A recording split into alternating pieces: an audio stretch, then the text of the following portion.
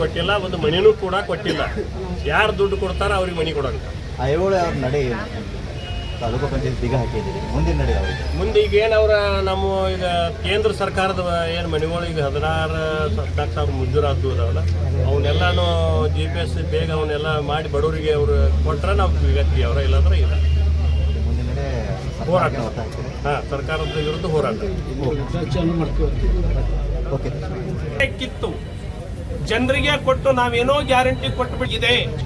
ರಾಜೀವ್ ಕಾಗೆ ಅವರು ಒಬ್ಬರೇ ಅಲ್ಲ, ಈ ರೀತಿ ನೋವನ್ನ ತೋಡ್ಕೊಳ್ಳುವಂತವ್ರು ಇನ್ನು 100 ಜನ ಕಾಂಗ್ರೆಸ್ನವರೇ ಸಿದ್ಧಲಾಗಿ ಲೈನ್ ನಲ್ಲಿ ನಿಂತಿದ್ದಾರೆ ಅನ್ನುವಂಥದ್ದನ್ನ ಹೇಳ್ತಾ, ರಾಜೀವ್ ಕಾಗೆ ಅವರು ಏನು ಹೋರಾಟ ಮಾಡ್ತಾ ಇದ್ದಾರೆ ಅದು ನೈತಿಕವಾಗಿ ಸರಿಯಾಗಿದೆ ಅಂತ ಹೇಳಿ ನಾನು ಹೇಳ್ತೇನೆ.